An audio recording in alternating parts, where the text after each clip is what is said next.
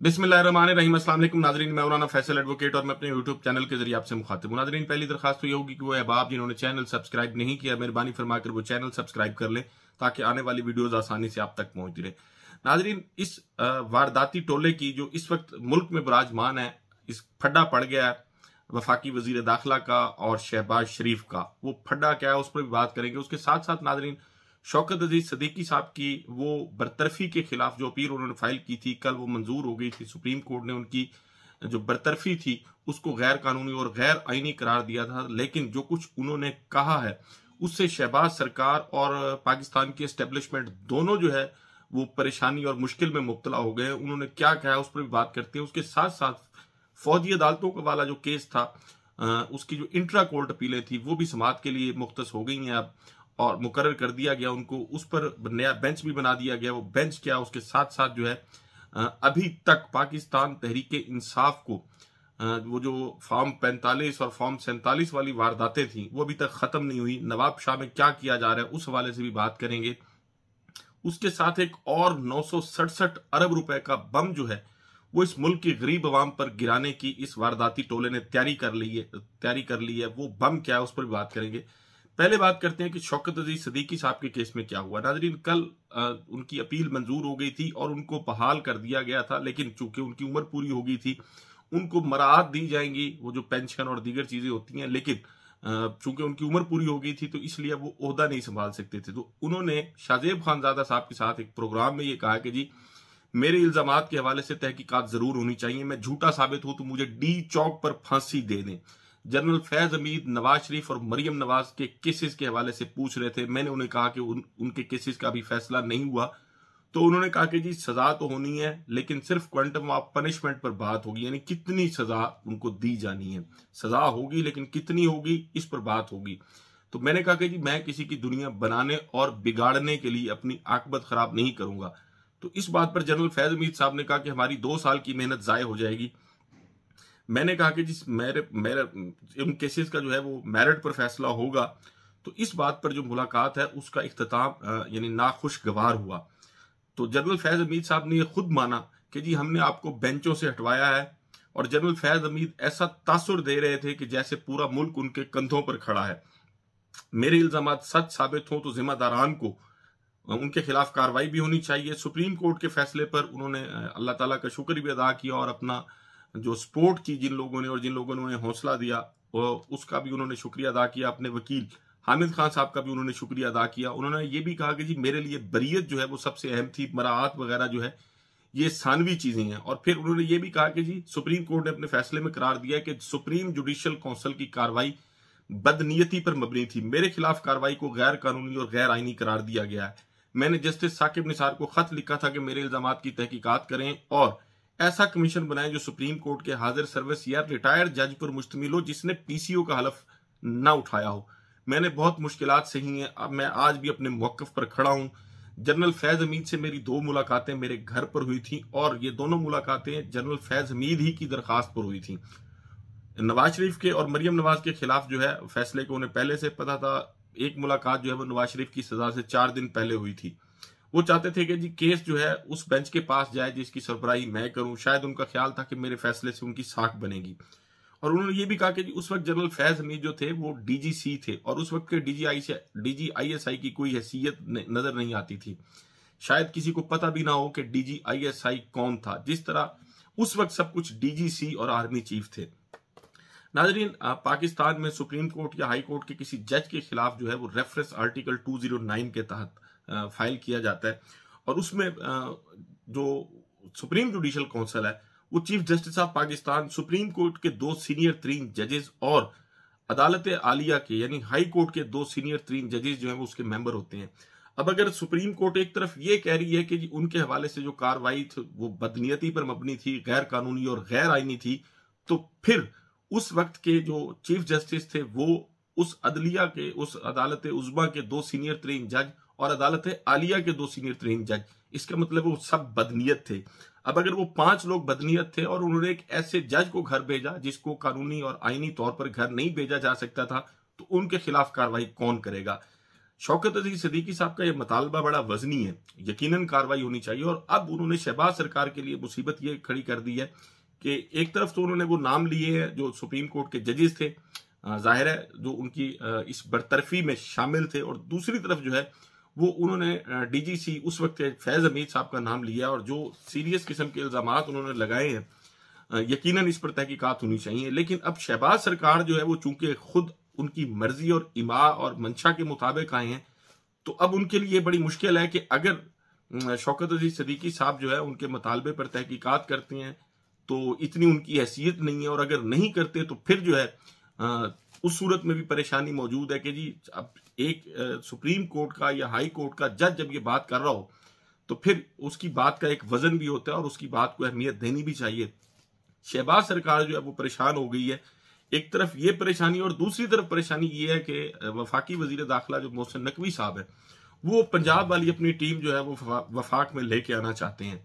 वो जो इस वक्त पंजाब के आईजी डॉक्टर उस्मान अनवर साहब है वो ये चाहते हैं कि उनको वफाकी सेक्रेटरी दाखिला जो है वो तैनात किया जाए, और इस बात पर शहबाज शरीफ जो है वो राजी नहीं है। मोहसिन नकवी साहब का मुतालबा और उनकी ख्वाहिश अपनी जगह पे, शहबाज शरीफ साहब ये समझते हैं चूंकि पंजाब में मरियम नवाज हैं और खैबर पख्तूनख्वा में पाकिस्तान तहरीक इंसाफ की हुकूमत है, सिंध में पाकिस्तान पीपल्स पार्टी है, बलोचिस्तान में भी ऐसी है, तो रही सही जो उनकी थोड़ी बहुत हुकूमत है वो इस्लामाबाद में है।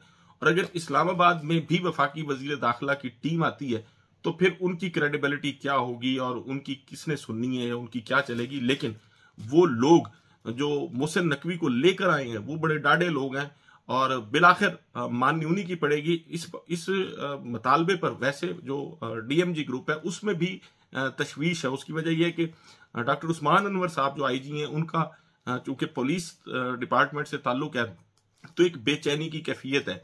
और फिर दूसरी बात यह है कि डॉक्टर उस्मान अनवर साहब खुद भी जो है वो ये चाहते हैं कि उनको वहां पंजाब से जो उनकी जिम्मेदारी है वो खत्म करके वो ये चाहते हैं कि उनको एफआईए में चले जाना चाहिए, क्योंकि एफआईए में वो पहले भी काम कर चुके हैं। और पंजाब में भी वो ये चाहते हैं कि चूंकि उनको लाए थे मोहसिन नकवी साहब, और फिर मरियम नवाज साहबा जो है वो भी ये नहीं चाहती कि उनकी टीम जो है मोहसिन नकवी साहब की वो हो। तो इस वक्त जो है वो बहरहाल फड्डा पड़ा हुआ है शहबाज शरीफ में और मोहसिन नकवी में, और किसी हद तक एक खबर के मुताबिक ये भी है कि उनके दरमियान तलखी भी हुई है। लेकिन शहबाज शरीफ को करना वही पड़ेगा जो उनके आका उनको हुक्म देंगे। और इसके साथ साथ नाजरीन एक और बड़ा अहम केस जो है वो भी अब सुप्रीम कोर्ट ऑफ पाकिस्तान में लगा दिया गया, समाअत के लिए उसको फिक्स कर दिया गया। फौजी अदालतों के खिलाफ इंट्रा कोर्ट अपीलें फाइल की गई थी, तो वो केस अब समाअत के लिए मुकर्रर हो गया। सुप्रीम कोर्ट 25 मार्च को इस केस की समाअत करेगी। चीफ जस्टिस ऑफ पाकिस्तान ने इस पर 6 रुकनी बेंच जो है वो तश्कील दे दिया है, जिसके सरबराह जस्टिस अमीनुद्दीन होंगे और justice Mohammad Ali Mazhar, justice Hasan Azhar Rizvi, justice Shahid Waheed, justice Musarrat Hilali और जस्टिस इरफान सादत खान जो है वो इस बेंच का हिस्सा है। जहां तक इस बेंच का ताल्लुक है, इस बेंच के तश्कील देने से भी पता चलता है कि इस केस में क्या होने जा रहा है। एक तरफ तो जो अब तक जिस तरह एस्टेब्लिशमेंट ने चाहा वही सब कुछ हुआ, लेकिन अब जो है सुप्रीम कोर्ट में एक थोड़ी सी बेचैनी भी नजर आ रही है, और सिर्फ सुप्रीम कोर्ट में नहीं नजर आ रही, हाई कोर्ट्स में भी नजर आ रही है कि अब अदलिया के अंदर ये सोच पैदा हो गई है कि शायद वो इररेलीवेंट हो गए। ये सोच क्यों पैदा हुई है ये सबको पता है कि अदलिया के अहकामात की जिस तरह बेतौकीरी इन गुज़श्ता 2 सालों में हुई है, शायद आज तक पाकिस्तान की तारीख में ऐसी बेतौकीरी नहीं हुई है।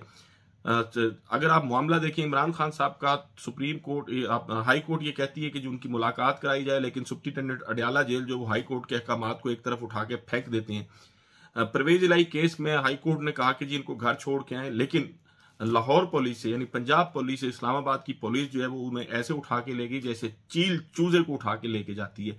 इसी तरह इमरान रियाज साहब के केस में भी जिस किस्म की ऑब्जर्वेशन आई वो भी सबको पता है। इसी तरह और बहुत सारे केसेस हैं जिसमें डॉक्टर अपना शहरियार अफरीदी साहब वाला केस है, शानदाना गुलजार वाला केस है, और बहुत सारे ऐसे केसेस हैं जिसमें अदालती अहकामात को उठा के फेंक दिया, पाकिस्तान में सिविल ब्यूरोक्रेसी की जानिब से फेंक दिया गया।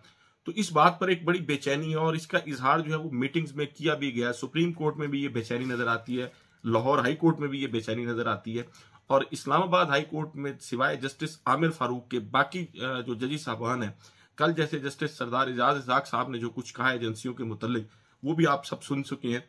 तो अब बहरहाल शहबाज सरकार जो है वो एक परेशानी में है, और दूसरी तरफ जो है सुप्रीम कोर्ट और हाई कोर्ट में भी ये बेचैनी जो है वाज़े तौर पर नजर आ रही है कि पाकिस्तान में जो सिविल लिबर्टीज के केसेस हैं उन पर सुप्रीम कोर्ट ने चुप साधी हुई है। इसी तरह जो पंजाब में लाहौर हाई कोर्ट है वहां भी कोई खातिर खा जो है वो इस किस्म के अहकामात नजर नहीं आ रहे जिस तरह नजर आने चाहिए थे।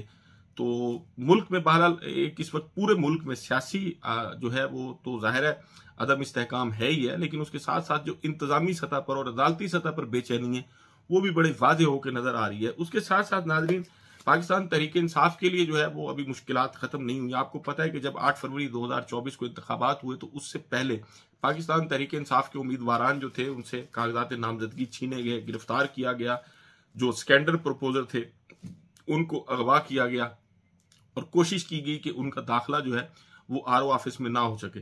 अब नवाब शाह में वो नशिस्त जो आसिफ अली जरदारी साहब ने खाली की है NA 207 बेनजीराबाद 1, वहां अब इंतखाब होने जा रहा है। वहां आसफा भुट्टो जो उनकी साहबजादी हैं उन्होंने कागजात नामजदगी जमा कराए थे जो मंजूर हो गए। बुनियादी तौर पर यहाँ 11 लोगों ने कागजात नामजदगी जमा कराए थे जिनमें 4 लोगों के मंजूर हुए हैं, 7 लोगों के कागजात नामजदगी जो है वो खारिज कर दिए गए हैं। आसफा भुट्टो के कागजात नामजदगी मंजूर हुए हैं, उसके साथ साथ अब्दुल रसूल ब्रोही साहब हैं उनके भी मंजूर हुए हैं, अमानुल्लाह सोलंगी हैं उनके भी कागजात मंजूर हुए हैं, मेराज अहमद जो है वो भी मंजूर हो गए उनके कागजात। लेकिन पाकिस्तान तहरीक इंसाफ की हिमायत याफ्ता सरदार शेर मोहम्मद रिंद जो आज़ाद उम्मीदवार हैं उनके कागजात नामजदगी जो है वो नामंजूर हुए हैं, रिजेक्ट कर दिए गए। उसके साथ साथ मीर बहावल रिंद के भी कागजात नामजदगी नामंजूर किए गए हैं। अली अकबर जमाली, गुलाम मुस्तफ़ा रिंद, जाकिर हुसैन जमाली, सईद अहमद इनके भी कागजात नामजदगी जो है वो नामंजूर किए गए। यानी पोजीशन वही है कि वो शख्स जो इंतखाबात में हिस्सा ले रहा है और मुकाबला करने की पोजीशन में है उसको इस रेस से बाहर कर दिया जाए। पाकिस्तान तहरीक इंसाफ के खिलाफ पाकिस्तान पीपल्स पार्टी की पॉलिसी भी वही है जो पंजाब में और वफाक में नजर आ रही थी। तो बज़ाहिर इंसानी हकूक और जमहूरियत का राग हर वक्त तलापने वाली जमात जो है वो अपने सियासी मुखालफिन के साथ जो सलूक कर रही है वो भी सबके सामने है। उसके साथ साथ नाज़रीन एक और बुरी खबर है वो ये कि पाकिस्तान की गरीब आवाम पर 967 अरब रुपए का यानी 967 अरब एक अमाउंट है उसका बम गिराने की तैयारी कर ली गई है इस हुकूमत की जानिब से। बिजली के जो सार्फिन है उन पर यह इजाफी बोझ डालने की तैयारी कर ली गई है। 6 सरकारी बिजली तकसीम कार कंपनियों ने बिजली की कीमतों में इजाफे के लिए जो दरखास्तें अलग-अलग वो नेपरा में जमा करा दी हैं और उन दरखास्तों पर समाअत जो है वो 2 अप्रैल को होगी। अब 2 अप्रैल को क्या होना है, जाहिर है इसका फैसला करना जो है वो उन लोगों के लिए कोई मसला नहीं है जो पहले ही पाकिस्तान की अवाम को महंगाई की एक भट्टी में झोंक चुके हैं और अब भी कोई मामूली से फर्क के साथ उनकी दरखास्तें जो है वो मंजूर होंगी और पाकिस्तान की गरीब अवाम जो पहले ही महंगाई के पहाड़ तले दबी हुई है उस पर मजीद 967 अरब रुपए का बम जो है वो गिराया जा रहा है जो कि इंतहाई अफसोसनाक है। मैं ये समझता हूँ पाकिस्तान तहरीक इंसाफ को इस पर एजिटेशन करनी चाहिए, भरपूर एहतजाज करना चाहिए और ये फैसला कोशिश करनी चाहिए कि ये फैसला ना हो कि मजीद बिजली की कीमतों में इजाफा हो। लेकिन IMF के साथ जिस किस्म की डील करने जा रही है ये हुकूमत तो लगता यही है कि पाकिस्तान की अवाम की मुश्किलात में मजीद इजाफा होने जा रहा है। नाजरीन अल्लाह करे इस मुल्क के हालात ठीक हों और इस मुल्क के वो लोग जिनको बुनियादी तौर पर इस मुल्क के लोगों ने मुंतखब किया है वो इस मुल्क पर हुक्मरानी कर सकें।